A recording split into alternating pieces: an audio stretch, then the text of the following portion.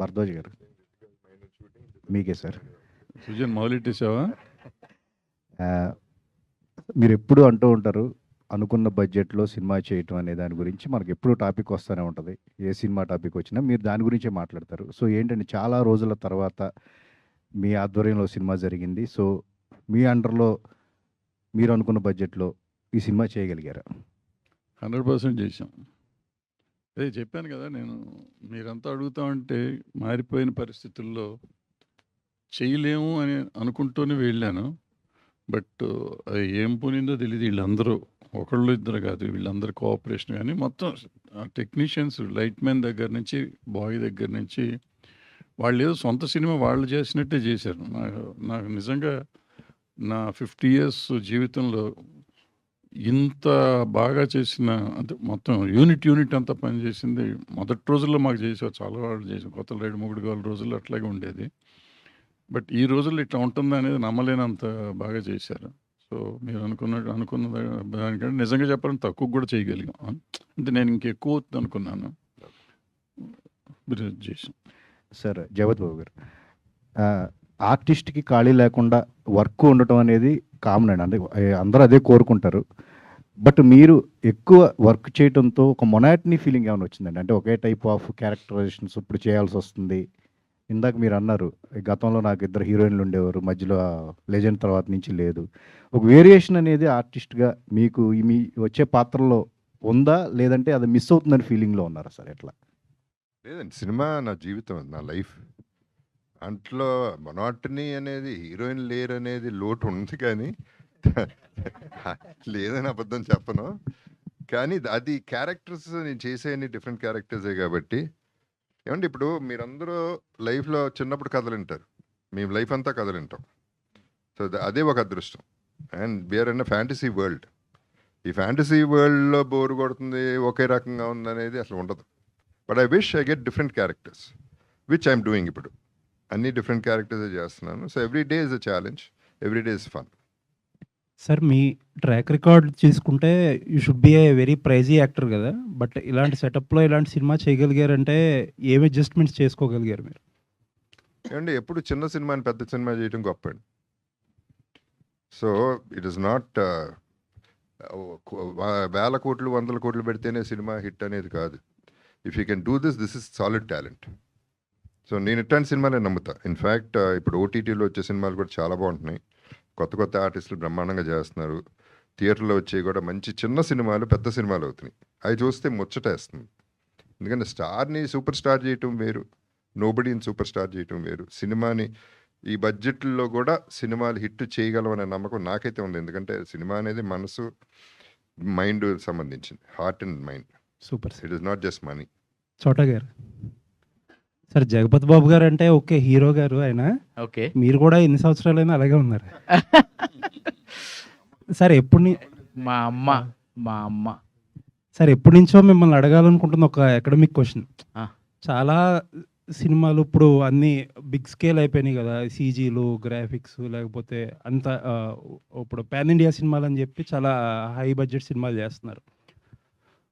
ఈ సీజీ వర్క్లు ఇవన్నీ చేసినప్పుడు ఇందులో కెమెరామ్యాన్ రోల్ ఎంత ఉంటుంది? ఎందుకంటే ఒక కెమెరామ్యాన్ ఉంటే క్వాలిటీ హై వస్తుంది, ఒక కెమెరామ్యాన్ ఉంటే రాదు, రకరకాలుగా మాట్లాడుతూ ఉంటారు. ఆ కెమెరామ్యాన్కి సీజీ సినిమాలు చేసిన ఎక్స్పీరియన్స్ లేదు, అలా రకరకాలుగా మాట్లాడుతూ ఉంటారు కదా.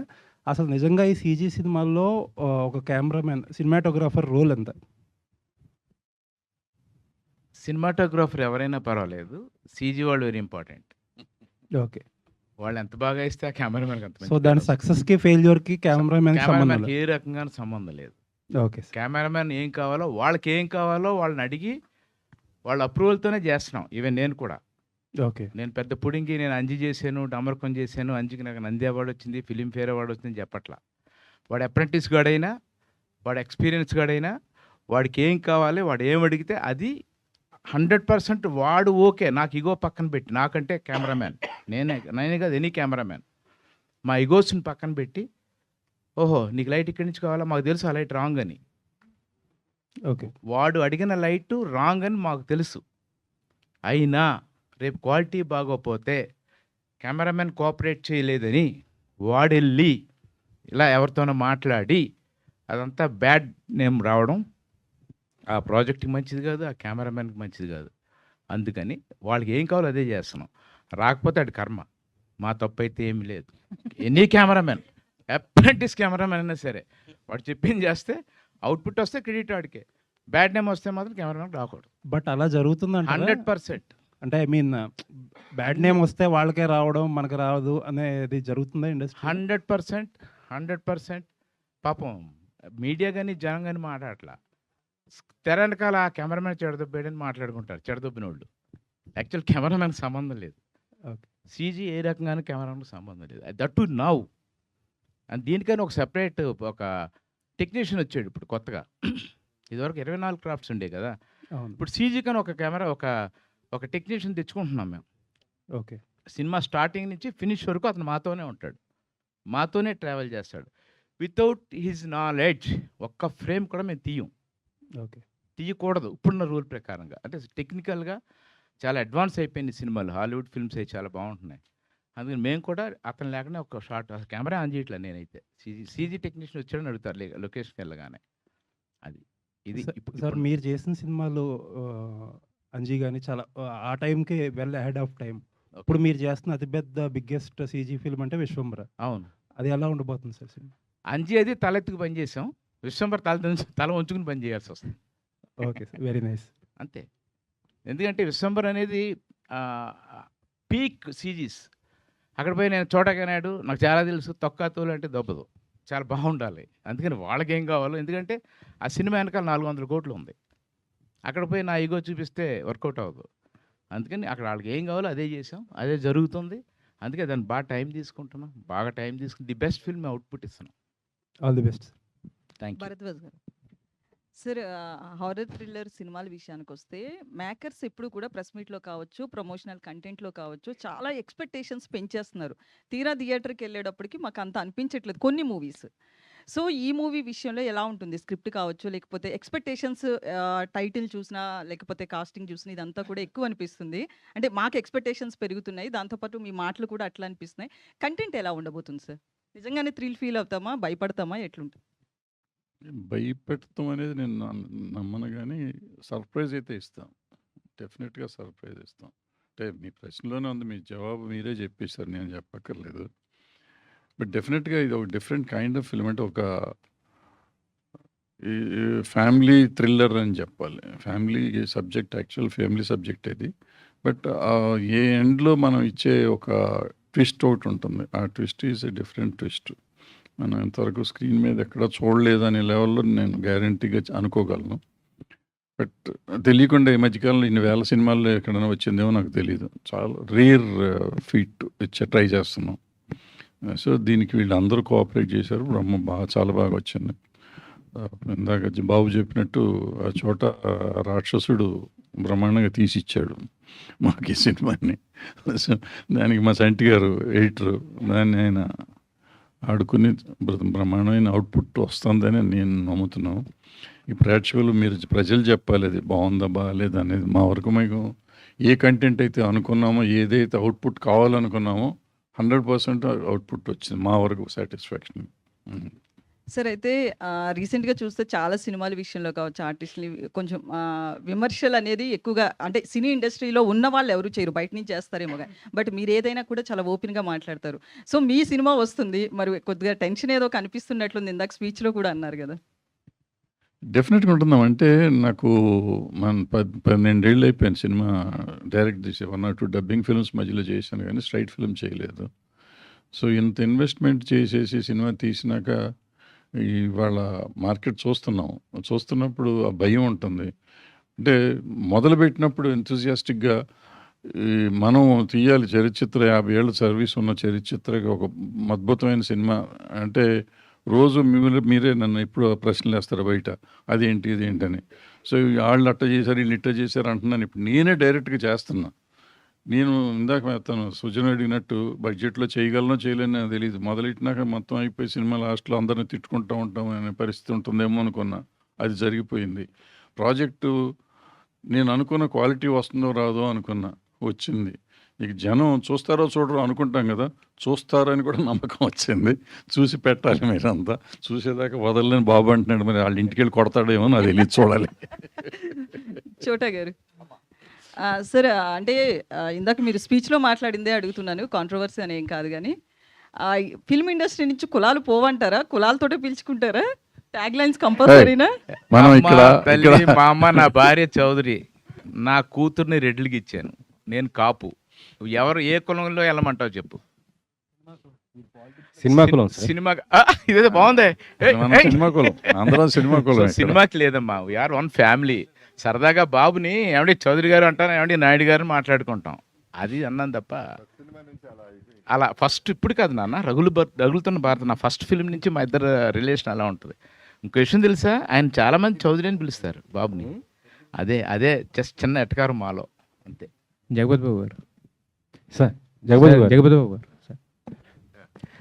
మీరు ఎప్పుడైతే సెకండ్ ఇన్నింగ్ స్టార్ట్ చేశారో అప్పటి నుంచి మీరు చేసే ప్రతి సినిమాకి అంటే ఈ జోనర్లో వస్తున్నాడు ఈయన, ఇది లేకపోతే ఇలాంటి క్యారెక్టర్ వస్తున్నాడు అనేది ప్రెడిక్ట్ చేయడం అనేది కష్టం అవుతుంది సార్. ఎందుకంటే ఒక్కొక్క దాంట్లో పాజిటివ్, ఒక దాంట్లో నెగిటివ్, ఒక దాంట్లో కామిక్ అన్నీ చేసుకుంటూ వస్తున్నారు కదా. బట్ ఇది వచ్చేసరికి ఏంటంటే హర్రర్. బేసిక్గా ఏ హీరో అయినా కూడా హర్రర్ జోన్లోకి వెళ్ళాలంటే కొంచెం ఆలోచిస్తారు, ఇబ్బంది పడతారు. బట్ మరి మీరు అంటే మాకు చూపించిన గ్లిమ్స్ ప్రకారం అడుగుతున్నాను. సో మరి మీరు ఈ వదలా చేయడానికి రీజన్ ఏంటి సార్? దీంట్లో మీకు అంత నచ్చిన ఎలిమెంట్ ఏంటి? ఫస్ట్ ఆఫ్ ఆల్ ఇది హారర్ కాదు, it's a thriller. It's a family థ్రిల్లరే అనాలి, అదే భరద్వాజ గారు చెప్పినట్టు. ఇట్ ఈస్ నాకు ఫైనల్ ట్విస్ట్ సినిమాలో హోప్, అండ్ వదలా సాంగ్ వచ్చిన తర్వాత హోప్ పెరిగింది. సినిమా షూటింగ్ చేసేటప్పుడు హోప్ పెరిగింది. ఇనిషియల్గా కూడా ఫస్ట్ నీ తీసుకొచ్చిన సబ్జెక్ట్ నేనే ఇట్లాంటి సినిమా చేద్దామని తీసుకొచ్చింది నేనే. So I believed it completely. ఎందుకంటే ఇది గ్యారంటీగా ఇవాళ ఉన్న ఫ్రేమ్ ఆఫ్ మైండ్కి చాలామంది నెగిటివ్ థింకింగ్ ఉంది. They want see something thriller, horror, blood, whatever. But దీనికి ఒక జానర్, దాంట్లో ఒక జానర్ ఫిక్స్ అయ్యి మేము ఈ సినిమా చేసాం. So I think this will be different for me. ఇందాక మీరు మంచి క్వశ్చన్ అడిగారు. లక్కీగా ఐ కెన్ డూ, అంటే నేను మంచోడినా చెడ్డాడినా లాస్ట్ వరకు తెలియకుండా చేయొచ్చు సినిమాలు. ఇప్పుడు మంచోడుగా చూపించి చెడ్డాడు అవ్వచ్చు, చెడ్డాడుగా చూపించి మంచోడు, ఎలా అయినా ట్విస్ట్ చేయగలిగే క్యారెక్టర్స్ దొరుకుతున్నాయి నాకు. This is one of them. అయ్యగారు అయితే ఇందాక ఏ షాట్ చేయమన్నా ఏడ్చాను స్వయం ఆ టైంలో అన్నారు. బట్ ఇక్కడ గ్లిమ్స్లో కూడా ఏడుస్తూనే కనిపించారు. అవసరమైంది అంటే ఎమోషన్, ఏడుపు కూడా ఒక ఎమోషన్ కదండి. Everything will be there in life. మనం ఇట్స్ అ లైఫ్ కదా, so that is all it is. అంటే దేర్ ఇస్ అ ప్రాబ్లం, అప్పుడు ఏడుస్తాం. వెన్ దేర్ ఇస్ ఫన్ కూడా ఉంది. But right now that was not irrelevant for this glimpse, అందుకని ఇదే చూపించారు. భరద్వాజ్ గారు అంటే ఈ సినిమా చాలా వరకు భోపాల్లో కూడా షూట్ చేసా ఉన్నారు కదా. సో అంటే అక్కడ వరకు వెళ్ళి షూట్ చేయడానికి ఏంటి సార్? చాలామంది అక్కడ నుంచి ఇక్కడ మన ఆర్ఎఫ్సీకి వచ్చి ఇక్కడే చేస్తూ ఉంటారు కదా. బట్ మీరు అక్కడ వరకు వెళ్ళి చేయడానికి రీజన్ ఏంటి? అంత చాలా వరకు కదా, మొత్తం సినిమా అక్కడే తీసాం. ఇక్కడేమీ ఒక ఫ్రేమ్ కూడా ఇక్కడ తీయలే, మొత్తం 100% అక్కడే తీసాం సినిమాని. అంటే బేసిక్గా అక్కడ నాకు ఇక్కడ లొకేషన్స్ అన్నీ అయిపోయినాయి, కొత్త లొకేషన్ లాగా ఉంటుంది అనేది ఒక పాయింట్. ప్లస్ సబ్సిడీలు ఇస్తున్నారు అక్కడ, ఆ సబ్సిడీ కోసం వెళ్ళాం మేము. చిన్న సినిమాల కోసం ఆ రోజుల్లో నేను ఫస్ట్ 76లో ఎంటర్ అయినప్పుడు మైసూర్లో కర్ణాటక గవర్నమెంట్ 50,000 ఇచ్చేది, అందుకని అక్కడికి వెళ్ళాం. తర్వాత హైదరాబాద్లో సబ్సిడీలు ఇస్తున్నారంటే హైదరాబాద్లో తీసాం. ఎక్కడ డబ్బులు ఇస్తే అక్కడికి వెళ్ళటం అనేది సినిమా ఇండస్ట్రీకి అలవాటు. ఆ అలవాట్లో ఇది కూడా ఇప్పుడు కొత్తగా వచ్చాం కదా, మళ్ళీ ఎంతో కొంత సేవ్ అవుతుంది కదా డబ్బులు అని చెప్పి వెళ్ళాం, అంతే తప్ప అక్కడ ఏదో చించేద్దామని కదా. బట్ అక్కడికి వెళ్ళిన తర్వాత తెలిసిన లొకేషన్స్ అద్భుతంగా ఉన్నాయి. అండ్ నేను ధైర్యంగా చెప్పగలను, ఏ గవర్నమెంట్ ఇవ్వనంత కోఆపరేషన్ అక్కడ గవర్నమెంట్ కానీ, అక్కడ మనుషులు కానీ, అక్కడ వాళ్ళ ప్రవర్తన కానీ ఎంత అద్భుతం అంటే మాకు అంత అద్భుతంగా దొరికింది. ఆ కోఆపరేషన్తోనే సినిమా మేము అనుకున్న దానికంటే బెటర్ క్వాలిటీతో తీసుకోగలిగాం. మిగతాది ప్రజలు చెప్పాల్సింది తప్ప మనం కాదు. బట్ మా వరకు మేము చాలా సాటిస్ఫైడ్. అండ్ 100% సబ్సిడీ కోసం వెళ్ళాం అక్కడికి. Sir Jagapathi sir sir Bharadwaj గారు, ఇప్పుడు మీతోటి ప్రొడ్యూసర్లు అందరూ కూడా చాలా గ్యాప్ తీసుకుంటున్నారు, అసలు సినిమాలు చేయట్లేదు ఇప్పుడున్న సినిమా పరిస్థితుల వల్ల, సినిమా ఇండస్ట్రీ పరిస్థితుల వల్ల. సో మీరు కూడా చాలా నాళ్ళ తర్వాత సినిమా చేస్తున్నారు, వాళ్ళందరూ ఎందుకు చేయలేకపోతున్నారు? మీకు ఈ సినిమా చేయాలని ఎందుకు అనిపించింది? నేను ఇందాక మాట్లాడేటప్పుడు చెప్పాను కదా, నాకు వణుకొచ్చింది అదే కదా. సినిమా తీయటం అంటేనే భయపడిపోయి తీయలేము అనే ఒక దీంతో ఉన్నాం. బట్ ఈ సినిమా చేసిన తర్వాత ఈ పరిస్థితి ఇండస్ట్రీ నేను బాగా యాక్టివ్గా చేసే రోజుల్లో మొత్తం నా ఫ్యామిలీ బాయ్స్ దగ్గర నుంచి పైదాకా ఫ్యామిలీ మెంబర్స్ లాగానే ఉండేవారు, విడిగా ఉండేవారు కదా. వాళ్ళు ఎవరు నేను ఎవరు అనేది ఉండేది కదా. అలాంటి రిలేషన్షిప్ కానీ అలాంటి వాతావరణం కానీ లేకుండా పోయింది అనుకుని వదిలేసాం. ఇప్పుడు చేయలేము అనుకుంటున్నాం. బట్ ఈ సినిమా నేను చేసిన తర్వాత మనుషుల్లో మార్పు రాలా. అంటే మన ఆలోచన విధానం కొంత ఇప్పుడు మారిన వాతావరణంతో కొంత మార్పు ఉందేమో కానీ మిగిలిన వాళ్ళంతా అట్టాగే ఉన్నారు. సో మనం అడ్జస్ట్ అవ్వలేము అని భయపడి వెళ్ళిపోయాం తప్ప ఆ భయాన్ని వదిలిపెడితే బాగుంటుంది అనే ఫీలింగ్. వాళ్ళు కూడా వచ్చి చెయ్యాలని నేను కోరుకుంటున్నా. మీరు అడిగిన వాళ్ళు ఎవరు వెళ్ళిపోయారు వాళ్ళందరినీ. జగత్ బాబు గారు, ఇప్పుడు మీరు ఈ సినిమా కోసం స్కేల్ డౌన్ అయ్యి మీ రెమ్యునరేషన్ తగ్గించుకొని సారీ మీ రెమ్యునరేషన్ తగ్గించుకొని స్కేల్ డౌన్ అయ్యి ఈ సినిమా చేశారా, లేకపోతే భరద్వాజ్ గారి కోసం ఈ సినిమా చేశారా, లేదు ఈ సినిమా చేయడంలో మెయిన్ ఇంట్రెస్ట్ ఏంటి? ఎవరి కోసం ఏం చేయరండి, నా కోసం నేను చేసుకున్నాను. నాకు అడ్వాంటేజ్. ఓకే, ఈ సినిమాకి వస్తే భరద్వాజ గారు చెప్పిన దానికి I want add little more Bhopal. వాళ్ళ కోఆపరేషన్ గవర్నమెంటే కాదండి, పీపుల్ కూడా. ఈ సినిమా ఇంత రిచ్గా రావడానికి రీజన్ వాళ్ళే. ఇప్పుడు సదర్ మంజిల్ అని నేను ఉన్న హోటల్, అది ప్యాలెస్, వాళ్ళు ఫ్రీగా ఇచ్చారు. అంటే వాళ్ళ మనసు అటువంటిది. అందరూ కూడా ఏం చేసుకోండి, అభిమానం, విపరీతమైన అభిమానం. సినిమా అంటే మంచోళ్ళు, ఏదైనా ఫ్రీగా చేసుకోండి అనే పద్ధతిలో ఉన్నారు. So this is a big film. Making కూడా మామూలుగా అయితే బిగ్ ఫిలిం అయ్యేది. ఇది అయిందంటే కోఆపరేషన్ వాళ్ళది. ఆల్సో లైక్ టు మెన్షన్ అండి, దీంట్లో ఇక్కడ ఉన్న టీం పైన స్టేజ్ మీద ఉన్న అందరి దగ్గర నుంచి ఒక్కొక్కటి నేర్చుకున్నాను నేను. కదా I like learning and life is about learning. అక్కడ ఇప్పుడు కార్తిక్ అటు నుంచి స్టార్ట్ చేస్తే, కార్తిక్ తన ఇన్స్పిరేషన్, ఆ సాంగ్ ఎప్పుడైతే ఇచ్చాడో తన మీద ఇంప్రెషన్ కలగటం, సినిమా మీద కాన్ఫిడెన్స్ రావటం కార్తిక్ దగ్గర చూశాను. భరద్వాజ గారు ఎప్పటి నుంచో తెలుసు, అందరికీ తెలుసు. ఆయన పెద్ద ఇండస్ట్రీకే పెద్ద. న్యాయంగా మాడతారు, మంచి విషయాలు మాడతారు, క్లియర్గా మాడతారు, ముక్కుసూటిగా మాడతారు. ప్లస్ ఆయన energy to work, hard work చేయడానికి అండ్ స్మూత్గా హ్యాండిల్ చేస్తారు. లోపల ఎన్ని పడతారో నాకు తెలియదు కానీ బయటికి మాత్రం చాలా స్మూత్గా కూల్గా ఉంటారు. చేసేయని చేస్తారు. అది కూడా నేర్చుకున్నాను. చేసేయని అంటే ఇంకేం చేశారు నాకు తెలియదు, అని అనుకుంటున్నారు. బాబు గారు, మీరు అంటే బాబు let me finish. Hrithika చిన్నపిల్లే, but ఆశ్చర్యం ఏంటంటే అందరూ ఫీల్ అయ్యింది షార్ట్ ముందు ఏం కనపడదు అసలు. ఆ పిల్ల ఏం చేస్తుంది అనేది తెలియదు. ఆ క్షణం నుంచి వేరే రకంగా మారిపోవటం అనేది, ఆ హోంవర్క్ ఎప్పుడు చేస్తుందో, ఇందాక మా చోటకి నాకు అదే డిస్కషన్ జరిగింది. హోంవర్క్ చేయకుండా షీ అంటే న్యాచురల్ యాక్ట్రెస్ అవుతుంది. అది కాకుండా she has this being with her self, తనతో తను టైం ఎక్కువ స్పెండ్ చేస్తూ ఉంటుంది, which is a wonderful thing. అది కూడా మంచి విషయం తన దగ్గర నేర్చుకోవాల్సింది, అందరూ నేర్చుకోవాల్సింది. అండ్ నా గురించి నేనే నేర్చుకుంటా కానీ Laya I'm really fond of from day one. తన మీద రెస్పెక్ట్ పెరగటం మొదలుపెట్టింది, ఎందుకంటే తన ప్రాక్టికాలిటీ, తన హార్డ్ వర్క్. యుఎస్ నుంచి ఇక్కడికి వచ్చి షూటింగ్లు చేసి మళ్ళీ ఇంటికి వెళ్ళిపోవటం, మళ్ళీ ఎప్పుడు షూటింగ్ ఉంటే అప్పుడు రావటం, ఇవన్నీ చేయటం. హార్డ్ వర్క్ పక్కన పెడితే ప్రాక్టికల్ థింకింగ్ ఎక్కువ. తను క్వైట్గా ఉంటుంది కానీ ప్రాక్టికల్గా ఆలోచిస్తుంది, మెటీరియలిస్టిక్ కాదు. తన దగ్గర నుంచి కూడా నేను నేర్చుకున్నాను. ఇక చోట నుంచి అన్నీ నేర్చుకోవాలి. ఇందాక చెప్పాక బడా కేట్నాయుడు అని. సో తను ఎనర్జీ కానీ, తన హార్డ్ వర్క్ కానీ, తన ప్యాషన్, పిచ్చి, సినిమాలంటే పిచ్చి. ఇక్కడ జోకులు వేస్తూనే ఉంటాడు, ట్రాక్ మైండ్ అంతా సినిమా మీద ఉంటుంది. సో అదొకటి. అండ్ కిషోర్ గారు అక్కడి నుంచి ఆయన సంబంధం లేకుండా దీంట్లో ఒక సినిమా చేద్దామని ఆయన ముందుకు రావటం అనేది, ఇవన్నీ మంచి విషయాలండి. అంటే ఆయన జనరాసిటీ ఆ ఊళ్ళో చూస్తే ఆయన గురించి చాలా మంచి పేరు ఉంది, ఆయనకి చాలా మంచి పేరు ఉంది. ఆయన అవన్నీ చూసిన తర్వాత ఇంకా ఇంప్రెస్ అయ్యి సినిమాని ప్రేమించడం మొదలెట్టాం అందరూ. I also have to thank my personal staff, Ravi, Chinna, Chiru, వీళ్ళందరినీ కూడా థ్యాంక్ చేయాలి. The whole unit, everybody, each and everybody has to be thanked. Sir Babu garu, మీరు 2.0 అనుకోవచ్చు. యాక్చువల్గా అంతకుముందు మీరు హీరోగా చేసినప్పుడు కానీ, ప్లస్ పీక్స్లో ఉన్నప్పుడు కానీ మీ లైఫ్ స్టైలు ఇది వేరుగా ఉండేది. ఇప్పుడు మీ పర్సనల్ లైఫ్, మీరు ఆ ట్రాన్స్ఫర్మేషన్ అదంతా ఒక వేరే లెవెల్లో ఉంది. సో ఇది ఎక్కువ ఎంజాయ్ చేస్తున్నారా, ఇంతకుముందు ఎంజాయ్ చేస్తారు?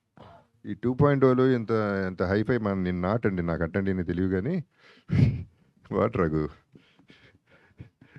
First of all cinema enjoy చేస్తాను నేను, అండ్ ఐ వుడ్ సే ఈ క్యారెక్టర్స్ ఎక్కువ ఎంజాయ్ చేస్తున్నాను, ఎందుకంటే I'm working with the biggest actors, stars, celebrities, big directors, producers, and it's a big scale. ఇప్పుడు పెద్ద ఉంది ఫర్ ఎగ్జాంపుల్, హ్యూజ్ స్కేల్లో పనిచేస్తున్నాం. So all that I'm enjoying.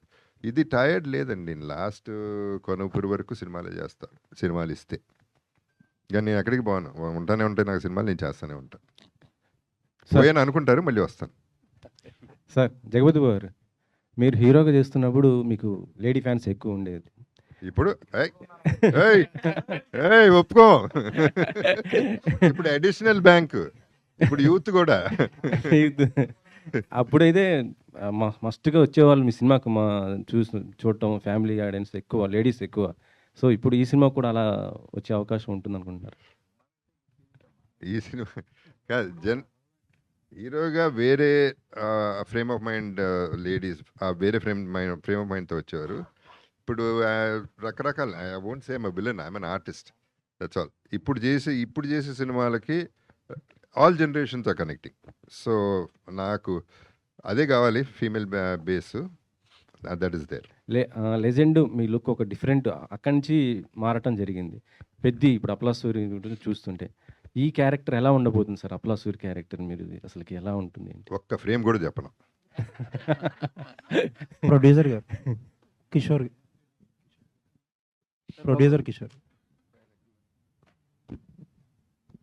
Sir, ఇందాక మాట్లాడుతా మీరు ఫస్ట్ సినిమా చేయాలన్నప్పుడు తమ్మారెడ్డి గారు కానీ లేకపోతే జగపతి బాబు గారు కానీ ఎవరైనా సరే ఇక్కడ ఇండస్ట్రీలో ఉన్న పరిస్థితులు బాగాలేదని చెప్తున్నారు. ఎందుకంటే ఇప్పుడు సినిమా ఒక ప్రొడ్యూసర్ కింద ఎంటర్ అవ్వడం అనేది రాంగ్ టైమింగ్ ఒక రకంగా ఇప్పుడున్న పరిస్థితులు బట్టి.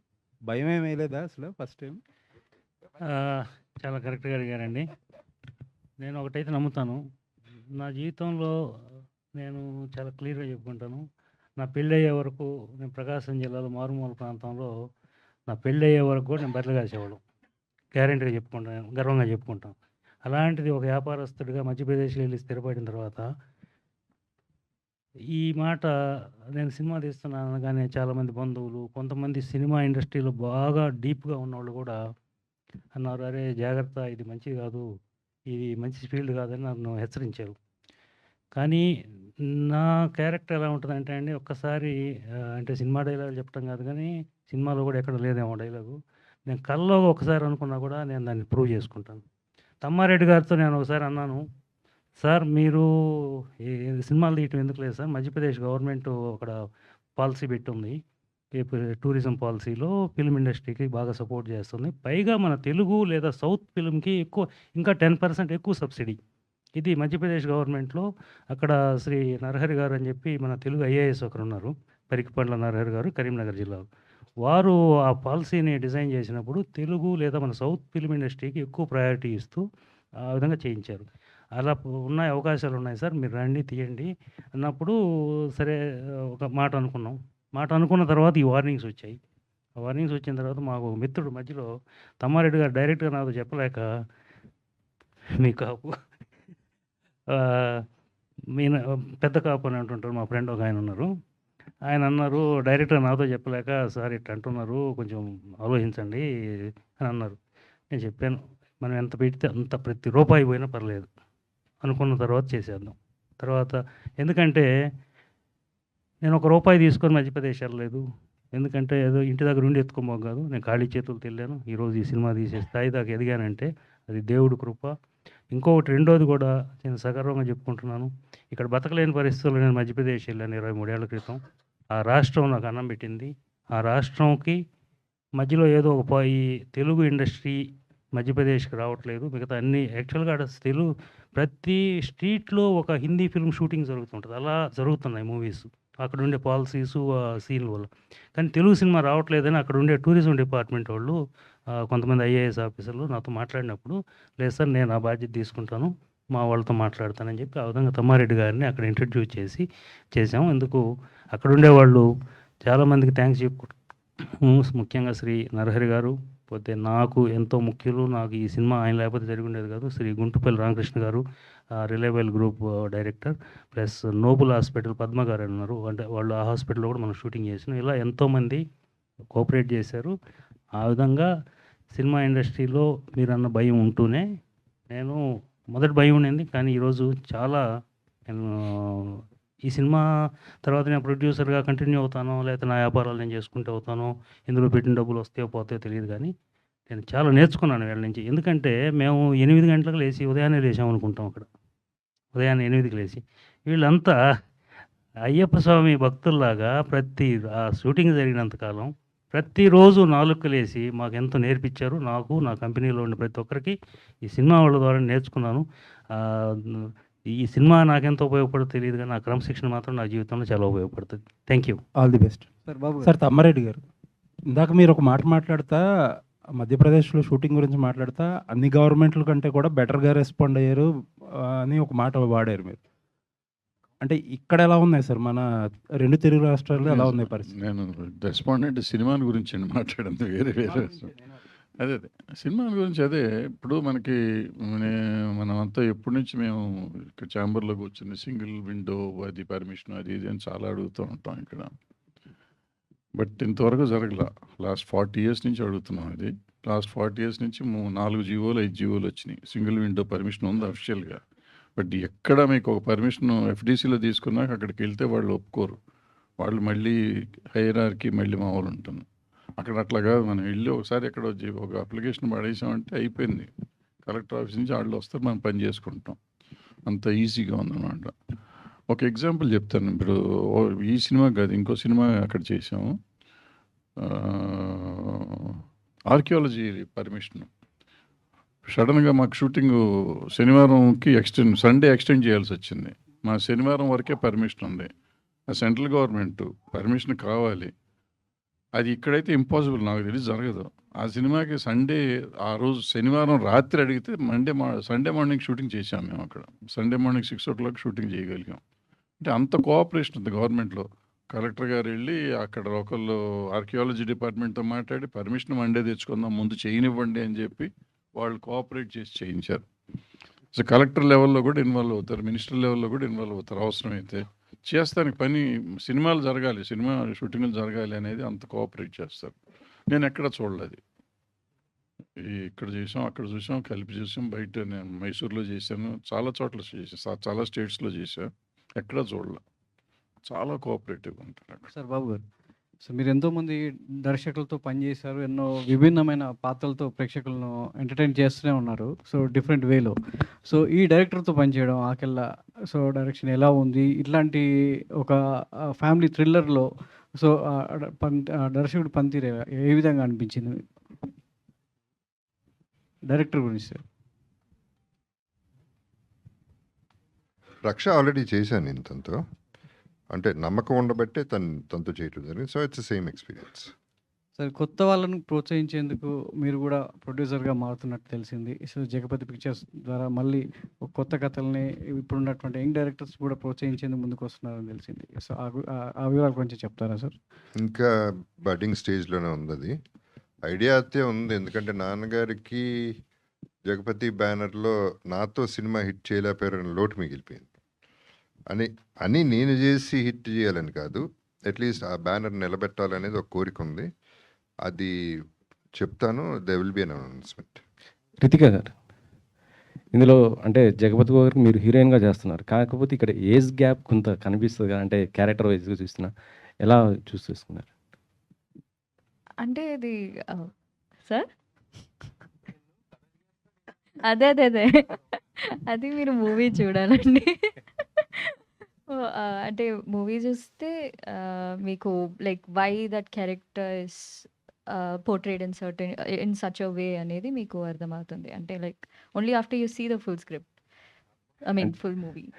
అంటే మేము బాగానే ఉన్నాం, మీకెందుకు ఫుల్ కాదు సార్. మీరు రితిక గారి మేనత్ గారితో చేశారు, హీరోగా చేశారు, ఇప్పుడు అమ్మాయితో కూడా హీరోగా చేస్తున్నారు సినిమా. ఇక్కడైతే మాకైతే హీరోయిన్ గానే కదా ఇంట్రొడ్యూస్ అవుతుంది, అందుకే అడుగుతున్నాను.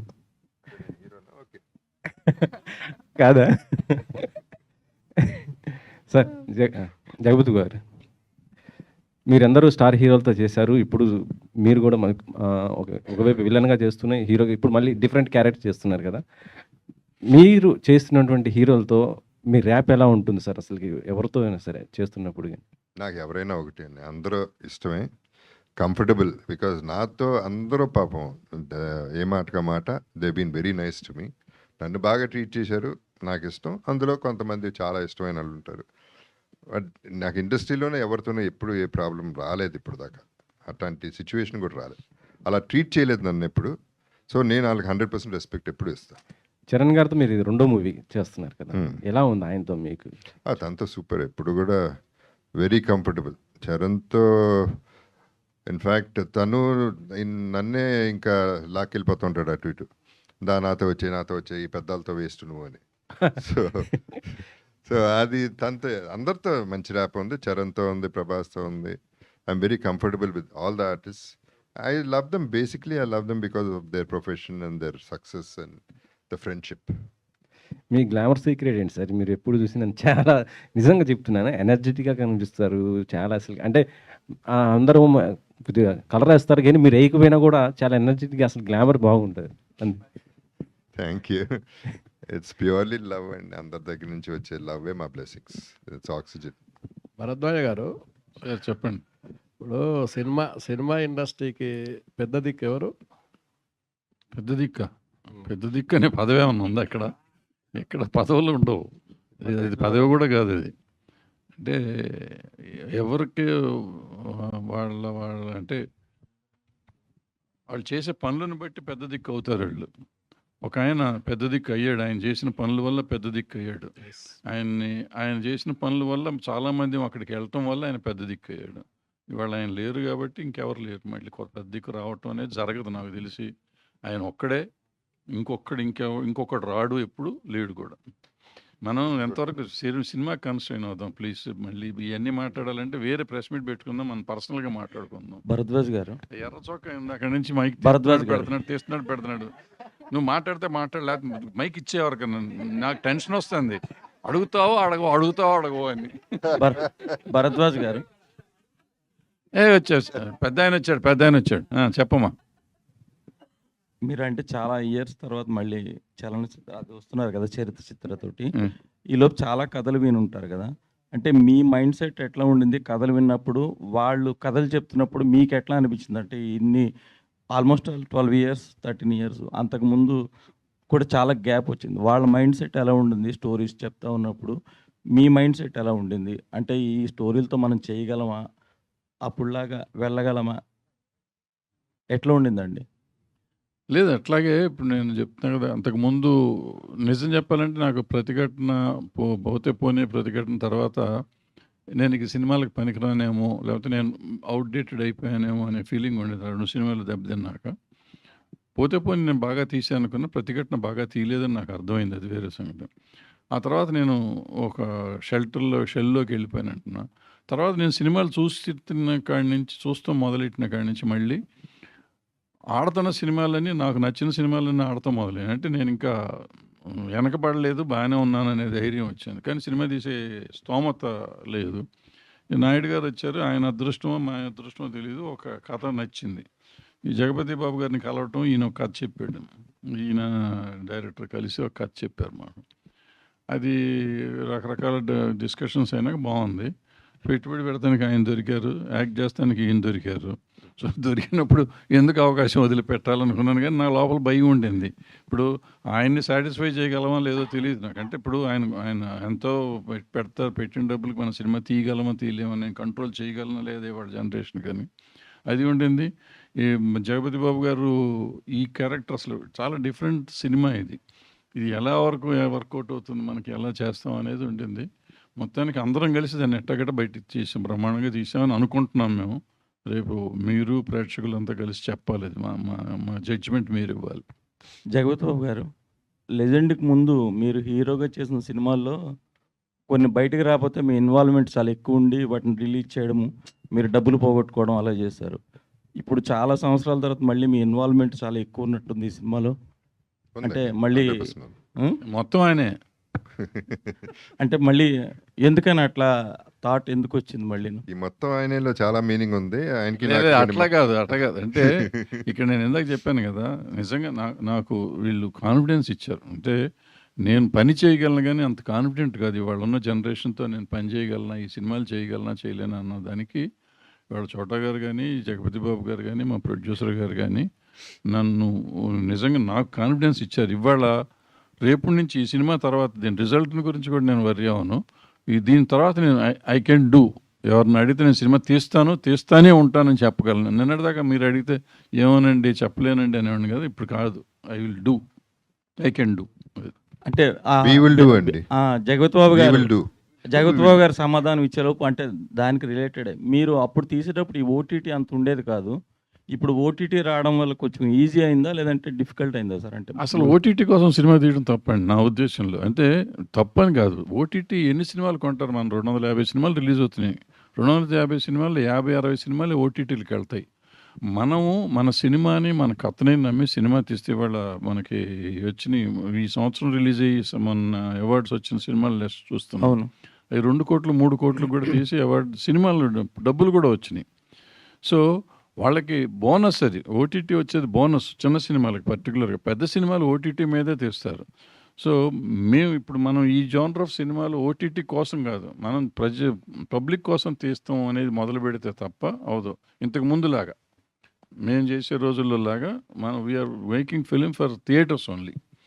థియేటర్ ఆడియన్స్ని క్యాటర్ చేస్తానికి సినిమాలు తీయగలిగితే మనకి తర్వాత ఓటీటీ బోనస్ అవుతుంది. సినిమా ఆడితే ఓటీటీ వాళ్ళు కొంటారు.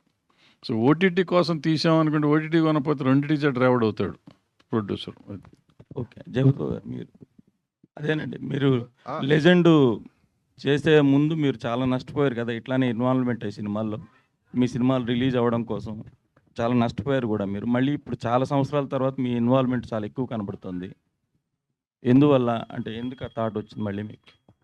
ఈ సినిమానే అన్ని సినిమాలను ప్రేమిస్తామండి. పర్టికులర్గా నేను ప్రేమించాను. ఎందుకంటే నాకు ఈ సబ్జెక్ట్ మీద ఇప్పుడు కాదు, దాదాపు 10-12 ఇయర్స్ నుంచి నమ్మకం ఉంది ఈ సబ్జెక్ట్ పైన. దానికి తగ్గ ప్రొడ్యూసర్స్ దొరికారు నాకు. సో అండ్ నేను ఫార్వర్డ్ చేశాను, నేను పిచ్ చేశా కాబట్టి, and I love the script కాబట్టి I started being more investing my energy in the film. ఈ సినిమా బాగుండాలి, నేను అనుకున్నది జరగాలనేది అది నా స్వార్థం. సో సినిమా మీద నమ్మకంతో చేయటం జరిగింది. అంటే యాజ్ అన్ యాక్టర్గానే లేదంటే ఇన్వాల్వ్మెంట్ ఇంకా వేరే విధంగా కూడా ఉందా సినిమాలో? ఉందండి. అంటే all of us it's a complete team work. అందరూ డైరెక్టర్స్ ఈ సినిమాకి, అందరూ డైలాగ్ రైటర్సే, అందరం కలిసి చేసాం ఈ సినిమా. ఓకే ఒక్క లాస్ట్ క్వశ్చన్. ఎస్ ఎర్ర చొక్కా ప్లీజ్. ఫైనల్లీ ఎర్ర చొక్కా బయటకు వచ్చి సార్ చొక్కా తీసేసి మాట్లాడమ్మా. సార్ అంటే సినిమాలను పక్కన పెట్టేస్తా సార్. లాస్ట్ పక్కన ఎట్ట పెడతాం కాదు సార్, ప్రస్తుతానికి లాస్ట్ 1 year నుంచి మీరు సోషల్ మీడియాలో బాగా వైరల్ అవుతున్నారు. రోడ్ల మీద నడుస్తున్నారు, మిర్చి బజ్జీ తింటున్నారు, ఆమెని గారితో రీల్స్ చేస్తున్నారు. ఇవన్నీ పక్కన పెట్టేస్తే మీ ఇన్స్టాలో కూడా లైక్ మీ డైట్ ఫుడ్ ఏమైతే ఉందో దాన్ని కూడా నేను ఎలా తింటాను ఏంటి దీన్ని చెప్పడం వల్ల కూడా కొంతమంది మిమ్మల్ని ఫాలో అయ్యే వాళ్ళు కూడా దాన్ని ఫాలో అవుతున్నారు. అండ్ మీ డే లైఫ్లో సోషల్ మీడియా గురించి చెప్పమంటే ఏం చెప్తారు సార్? అది వచ్చిన తర్వాత మీ లైఫ్లో ఏమైనా చేంజెస్ వచ్చినాయా? సోషల్ మీడియా వాడటం లేకపోతే సోషల్ మీడియా అది వచ్చిన తర్వాత అదేంటో నాకు తెలిసింది. నాకు ఇప్పటిదాకా కంప్యూటర్ ఆన్ చేయడం కూడా రాదు, వాట్సాప్ మించి నాకేం తెలియదు. బట్ సోషల్ మీడియాకి నాకు అడ్వాంటేజ్, నాకు నచ్చింది ఏంటంటే basically communication.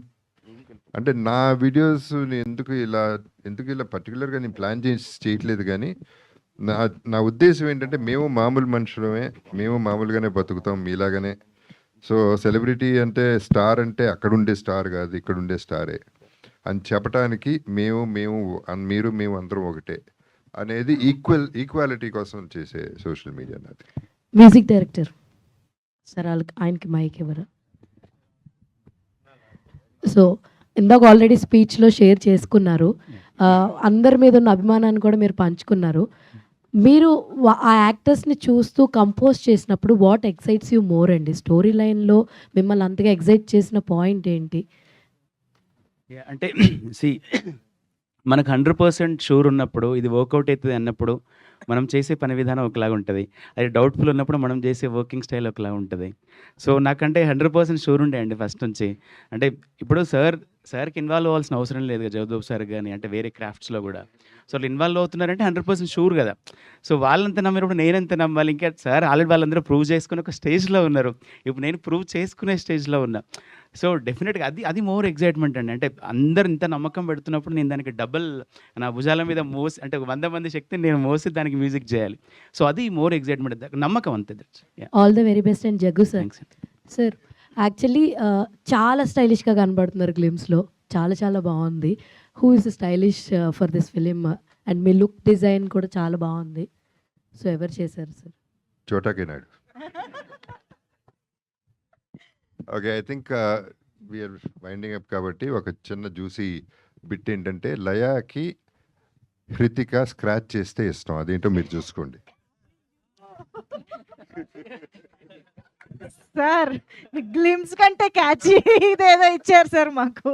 Okay, so yes, వదల గ్లిమ్స్ ఈరోజు మనం చూడడం జరిగింది. అండ్ డెఫినెట్గా నెక్స్ట్ ఈవెంట్లో నెక్స్ట్ కంటెంట్తో మళ్ళీ కలుసుకుందాము. సో వదల అంటూ మనందరం థియేటర్స్కి వచ్చేలా చేస్తున్నటువంటి కంటెంట్ కోసం వెయిట్ చేస్తూ, thank you everybody on stage. Thank you JB sir, thank you Laya garu, thank you Tammareddy sir and Kishore Naidu garu, అందరికీ పేరు పేరున కృతజ్ఞతలు తెలియజేసుకుంటూ see you in the next event. Thank you everybody.